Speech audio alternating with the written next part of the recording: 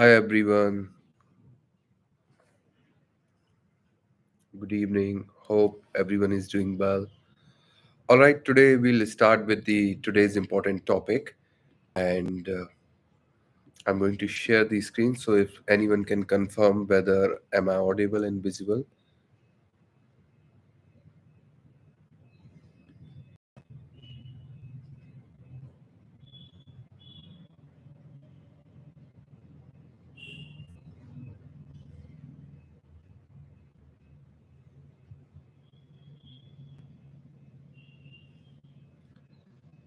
All right. So this series is basically about discussing high probability topics that can appear in the prelims examination 2025.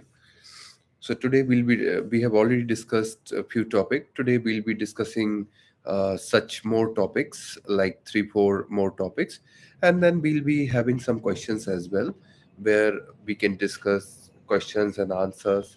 So uh, I'll be giving you question. You just have to answer it. All right. So those people who are new, they can join our Telegram channel, Aging UPSC and UPSC Pulse. So today's topic is Bharatnatyam.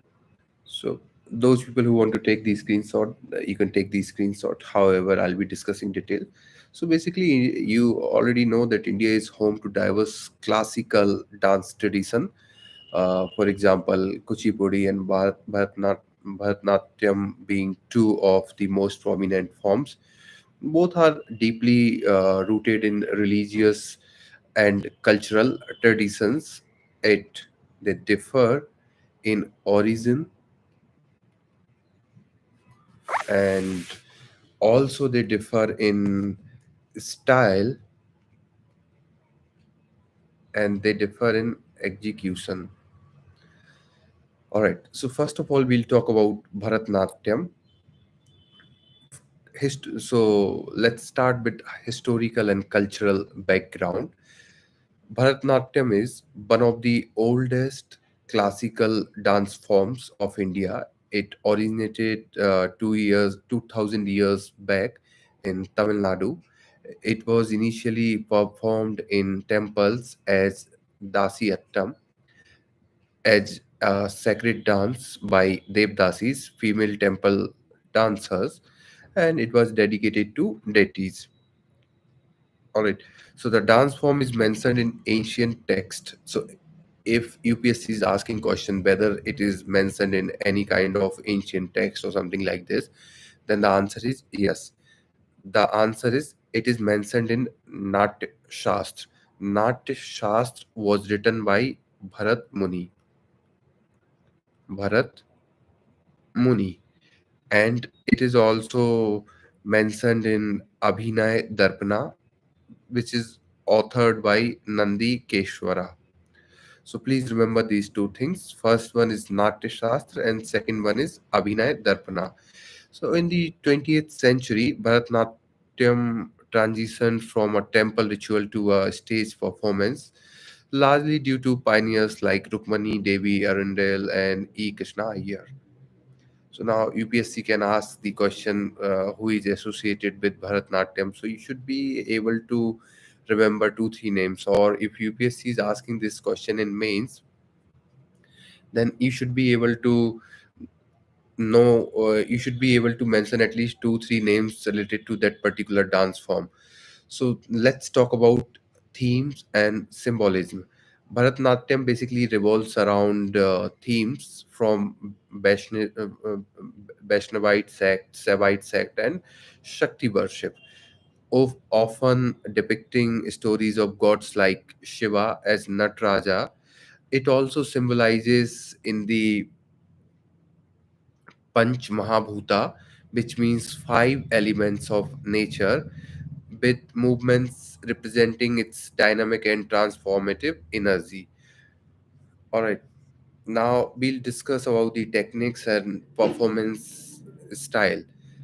Bharatanatyam is structured around three key elements: Nritta, Nritya, Natya. So first one is Nritta. Nritta means pure rhythmic dance, focusing on geometric movements and footwork. Second one is nritya.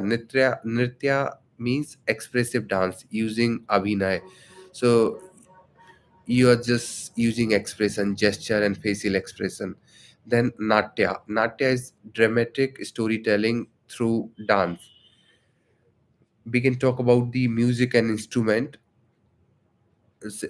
Yeah, let me tell you some more information about it. Signature pieces include ala ripu. So this thing, ala ripu, and jati shwaram. Jati shwaram. You can note down all these things. Third one is Varnam, which showcase a blend of rhythm, expression, and devotion.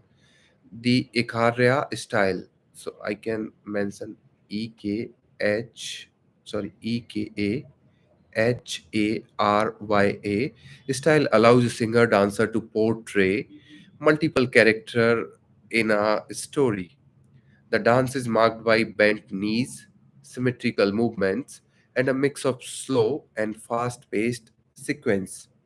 Okay, now we can talk about this category, that is music and instrument. So basically, Bharatnatyam is performed to Carnatic music. It is accompanied by instrument like mridangam, veena, string instrument, flute, cymbals, nattu bangam. It is rhythmic cymbals played by the dance master. Okay, and a nattu banar. You can note down this term, nattu banar. Recites rhythmic levels, enhancing the performance. All right.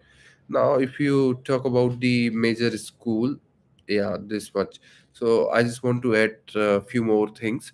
If you talk about major schools and artists, there are several Bharatanatyam school, including Panda Nallur, Tanjore, Bajapur, Kalkshetra, and the Tanjore Quartet under the patronage of Maratha rulers like Sarabji II. It standardized the Bharatanatyam format. And if we talk about some artists, so we have already discussed two artists. So Rukmani Devi Arundel was the instrumental in reviving it as a respected stage art. So if UPSC asked the question, who was the instrumental in reviving it as a as a stage art, then the answer is Rukmani Devi. All right. Now we'll discuss the second form of dance. It is Kuchipudi. Okay. So again, the same thing. We'll be discussing historical and cultural background. So Kuchipudi originated in 17th century in Kuchelapuram, now Kuchipudi in the Andhra Pradesh. It was systematized by Siddhendra Yogi. You can note down this name because they can simply ask who is associated with this particular dance. Siddhendra Yogi, who transformed it into a dance drama tradition performed exclusive by a male Brahmin priest. This male Brahmin priest was known as Bhagwata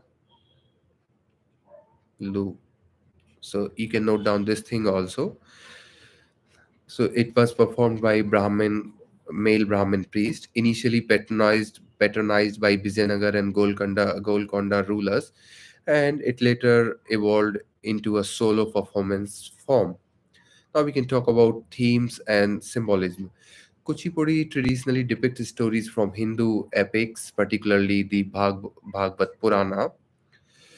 Over time, it expanded to include some secular themes, like Bharatnatyam. It combines nritta, pure dance, nritya expression, and the natya that is known as drama, but with an added emphasis on spoken dialogue. So remember this thing. Then we can talk about the techniques and performance. So these techniques are already there, so I'm not going to discuss them. You can note down Kuchipudi is known for its graceful, fluid movements and dramatic elements. It features both group and solo performance. Remember this thing, group dance drama performed in ensembles with elaborate storytelling. Solo recitals include special techniques like Manduka, Shabdam, it means imitation of a frog's movement. This can be asked in UPSC, that Manduka Sabdam, what is this? So they can ask literal meaning also, they can ask this meaning, imitation of frog's movement. They can ask, is it associated with what kind of dance? Then Tarangam, this can also be asked. Tarangam, dancing on the edges of a brass plate, balancing pots and lamps. Then Jalchitra Nritya, drawing images on the floor while dancing. Then we can talk about music and instruments. So Kuchipudi is performed to a Carnatic music using instruments like mridangam, cymbals, veena, violin. The music is highly rhythmic, enhancing the theatrical elements. Now we can talk about the major contributors. So I have already spoken to you about Siddhendra Yogi. Siddhendra Yogi. So he systematized and formalized Kuchipudi in the seventh century. Then we have Lakshmi Narayan Sastri.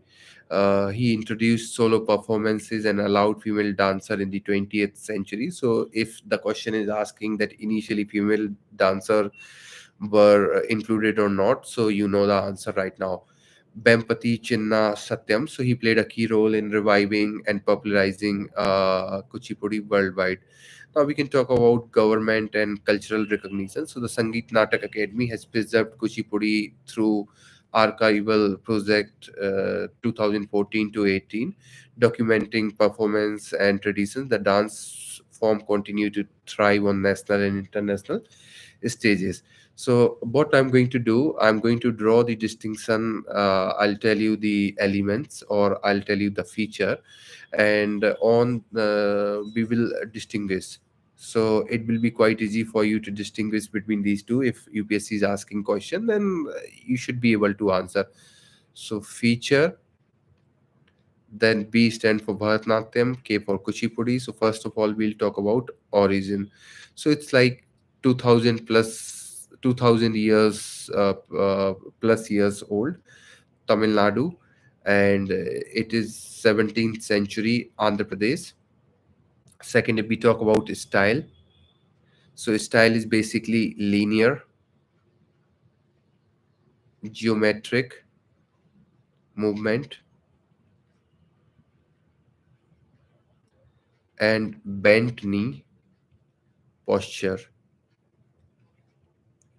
If we talk about Kuchipudi, then it's fluid, graceful, and then dramatic. If we talk about performance,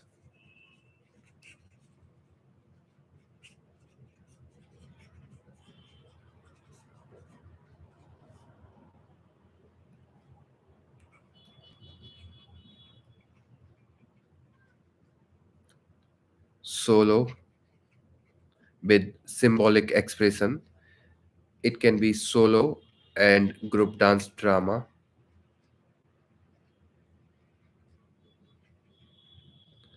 Then let's talk about key themes. Shiva, Vaishnavism, spiritual philosophy. Here we have Bhagavad Purana, mythological tales. Then if we talk about music, then Carnatic music in both the dances.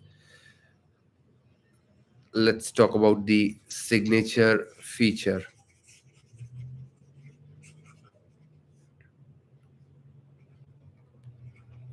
Signature feature.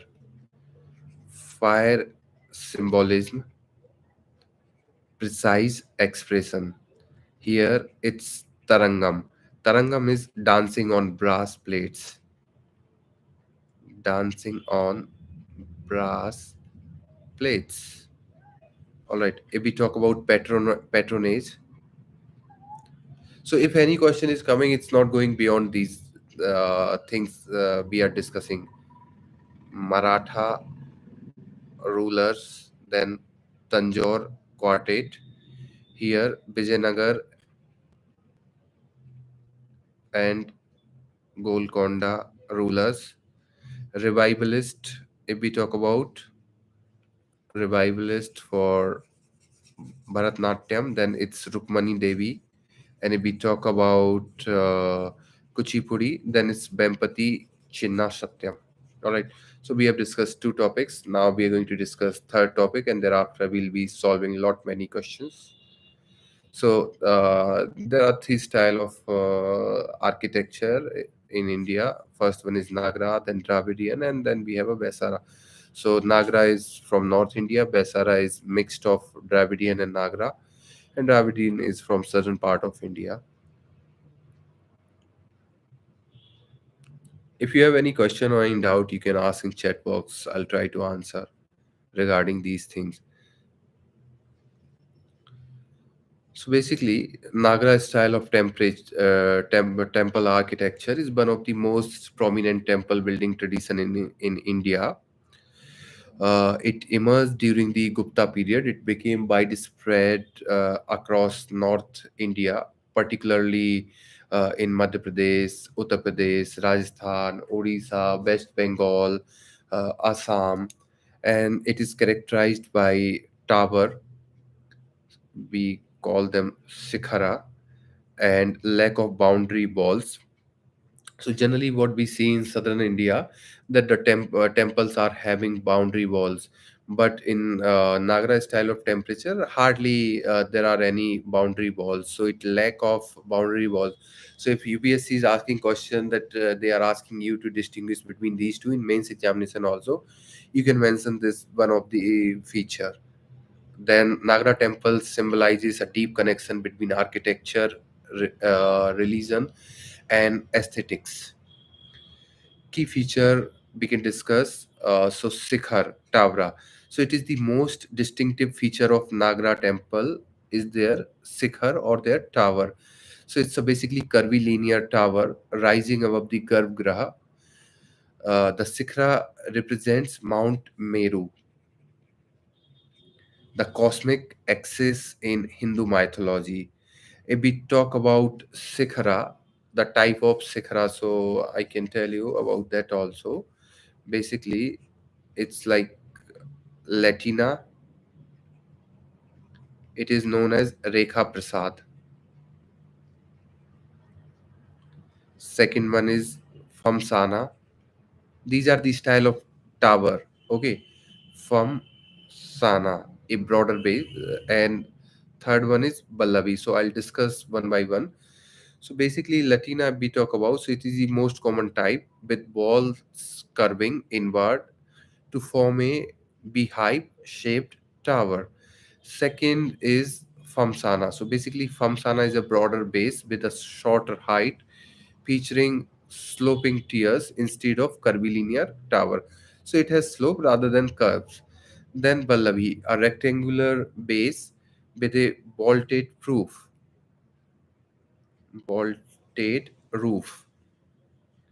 resembling a barrel.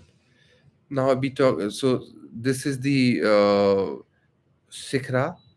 Now we can talk about Amlaka and Kala. So basically, Amlaka is a ribbed disc-like structure. It is placed at the top of the Sikhra, unique to Nagra temples. And if we talk about Kalasa, so basically it's bulbous finial mounted above the Amlaka, and it symbolizes divinity and completeness. Okay, so whatever I'm telling you, if it comes into mains also, you can write all these things. So it's not only relevant for prelims examination, but it's relevant for mains, and exactly you can write these things. Then raised platform, it is known as Jagati. So basically, unlike Dravidian temple where which have large enclosure, Nagra temple are built on raised platforms. So this is one of the difference. This allows devotees to circumambulate around the shrine. Then temple layout and design. So basically, it has mandapa, pillared hall, and then pradakshina patha, a gateway for circumambulation around the sanctum. Then torana. So basically, torana is nothing but ornamental gateway, an entrance decorated with carvings. Then we have decorative walls. It is decorated with sculpture, carvings, and reliefs add on the outer surface. Then it has absence of boundary walls. Unlike Dravidian temples, which have enclosed courtyards, Nagara temples typically do not have boundary walls or large gateways. So remember this thing. I've told you the difference between Nagara style and Dravidian style. If you are noting down these things, then probably it will be helpful in mains, because who knows, probably this year the question can come on mains, in mains as well. They can ask the difference. There are sub school of Nagara style also. So first one is Odisha. Odisha school, it is known as Kalinga architecture. So if you go to Odisha, you'll find a lot of Kalinga architecture. So basically, it has Rekha Duela. You can note down if you want. Rekha Duela. It is a tall, curvy, linear shikhara. Okay. Then Jagmohan. So it's a large assembly hall in front of the sanctum. Then we have a boundary walls. So unlike other Nagara temples, Odisha temples often have walled enclosures resembling Dravidian style. So this you can note down, because UPSC can ask this particular thing, that what school of Nagara architecture has walls, or then if you don't know, then you can understand it can cost you 2.6. Why I'm saying 2.6? Because you're getting it incorrect. So zero point 0.6 you are losing, and because it's an easy question, so you should be getting 2, and it makes hell lot of difference. Then boundary walls. So already we discussed. So these are the three important features: boundary walls. So I'll repeat: Rekha Duela, then Jagmohan, then boundary walls. If I have to give you example, so example is Ling Raja Temple, Bhubaneswar, is a masterpiece of Kalinga architecture.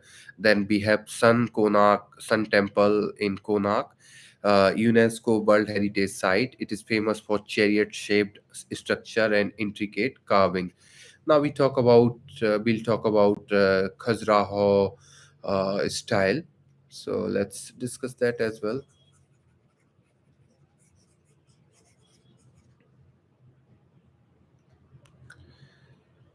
It is developed by Chandela dynasty in Madhya Pradesh. So it has high platform.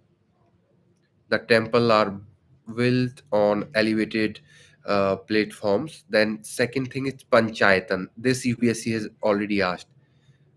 Panchayatan style. So a main shrine is surrounded by four subsidiaries. So let's say this is the temple. So there will be one temple, there will be another temple, there will be a temple, and there will be. So it's like that only. All right. So it is a Panchayatan style. UPSC has already asked. And then it has a three main chambers: Garbhgraha, Mandapa, and Earth Mandap. So basically, this is Garbhgraha. Then let me try to draw it. I'm not good at drawing, but I can try. So let's say if this is the temple, so let's say this is the Garbhgraha, then you will have this Mandapa and this one, something like this. So the temple looks like this only. So this is tower, okay. Then this is Mandapa, then this is Ardha Mandapa. So it's like that, and this is uh, main Garbhgraha sanctum. Okay, so this will be a hall, and this will be a porch. All right. And then it has erotic sculpture, so it is depiction of divine depiction of divine, human, and mythical themes symbolizing spirituality and earthly pleasure. All right. So this is all about Khajuraho temple. Now I need to tell you some examples. So the Kanariya Mahadev temple, it is a very famous example. This is the largest and most ornate temple in Khajuraho. Then we have a Vishwanath temple, Khajuraho. It is known for intricate sandstone carving, and these Khajuraho temples are World UNESCO Heritage, UNESCO World Heritage Site. Now we have Solanki School. So Solanki is also known as Maru Gurjara style in Gujarat and Rajasthan. It developed under Solanki rulers 11th to 13th century. This style is distinct. It has minimal wall carving. Unlike Khajuraho temple, these temples have less intricate carvings than step bells and water tanks. This is one of the feature. Integration of water conservation structures such as step bells. We call them Baoli.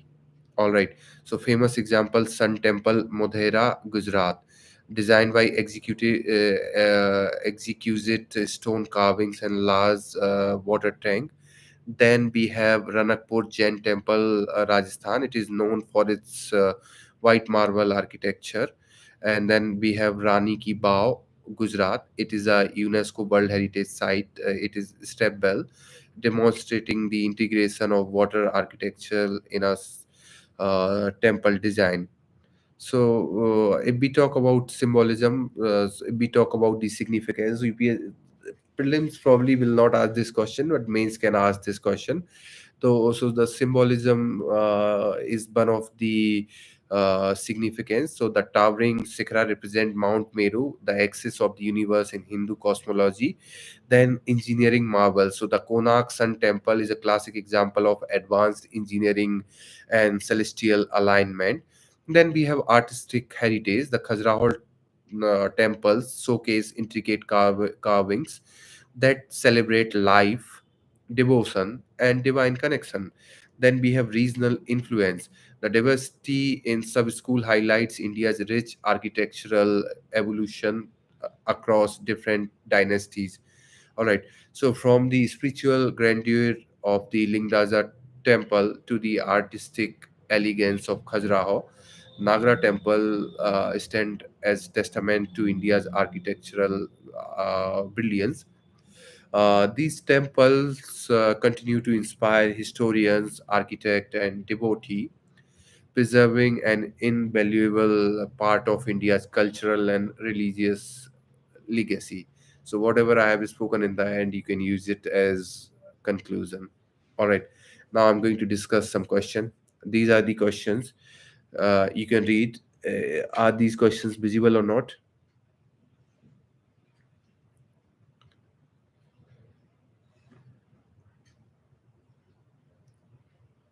Please confirm. So the first question is, which of the following is distinctive feature of Nagra temple architecture? Okay. Presence of boundary walls, tall curvilinear sikhra, large enclosed courtyard, or flat roofed sanctum. This is your question, and you got 20 seconds to answer it.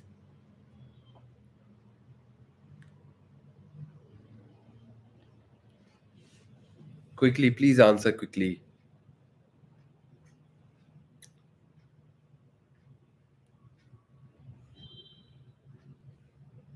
Okay, I'll move to second question. The answer is B. Tall curvilinear Sikhra. The Sikhra is, I've already discussed with you that is it is one of the most distinctive feature of Nagra temples. It is curvilinear structure rising above the sanctum, that is Garbhagriha, represent Mount Meru, the cosmic axis in Hindu mythology. Unlike Dravidian temple, Nagra temples typically do not have boundary walls or largely enclosed courtyard. Now, the second question is, the Sun Temple at Konark, a UNESCO World Heritage Site, belongs to which sub-school of Nagra architectural? You've got four choices: Khajuraho School, Solanki School, Odisha School, Hoysala School. Again, you've got 20 seconds. Quickly, please, quickly, you have to answer.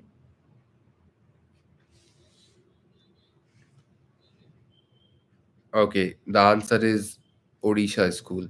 So the Sun Temple at Konark is a masterpiece of Odisha School.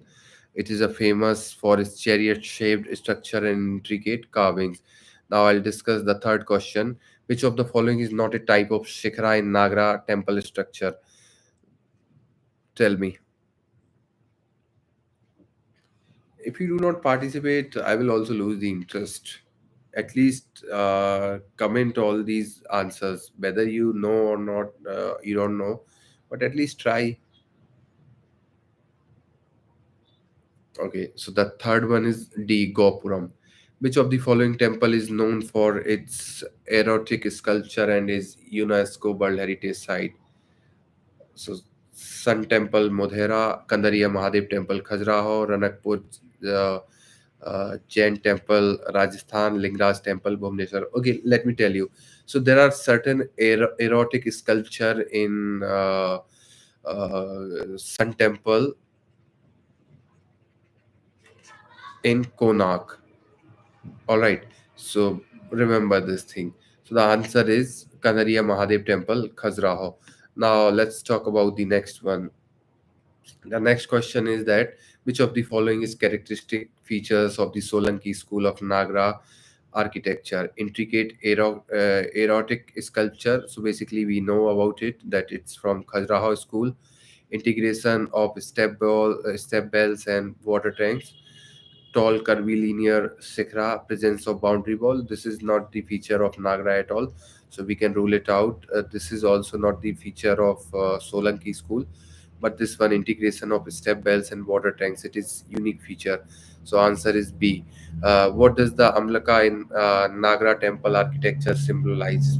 Mount Meru, divinity and completeness, cosmic access, earthly pleasure. Quickly, please answer it. Answer is divinity and completeness. Okay. If UPSC has to ask question, the question will be like this only. Which of the following temple is an example of Panchayatan style of Nagra architecture? This is some sort of UPSC question, PYQ type question. UPSC has asked this question. So, but not exactly the same question, but UPSC is asked on Panchayatan style. So, Lingraj Temple, Bhubaneswar, Sun Temple, Konark, Kandariya Mahadev Temple, Khajuraho, Ranakpur Jain Temple. The answer is C. Now let's talk about the next question. The next question is which of the following is not a feature of Odisha School of Nagra architecture? Rekha Duela, Jagmohan, presence of boundary wall, flat roof, sanctum. What is the correct answer? Only one person is answering, other people are not answering. What is this? Answer is flat roofed sanctum. Because already I have told you that presence of boundary walls are there in Odisha School of Nagra architecture style.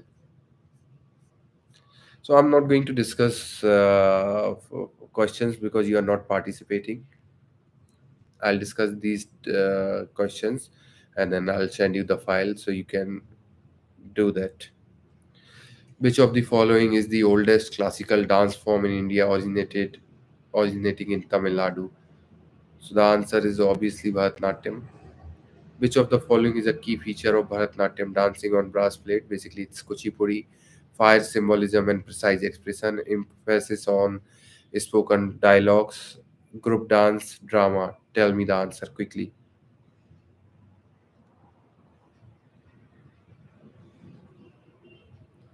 Answer is B, fire symbolism and precise expression. All right, so there are few more questions. I'll send you this file in the group. This question we can discuss. Which of the following is characteristic feature of Kuchipudi? So the answer is Tarangam. So we'll discuss. You can solve these questions. Around 7, 8 questions are there. So thanks for joining, and tomorrow again we'll meet at 9:45. And I hope that you are liking this session. All right, and please do participate in it. Probably you'll understand the worth when you'll find the questions in UPSC prelims examination. Okay, so bye everyone. Good night. Take care. Thanks for joining.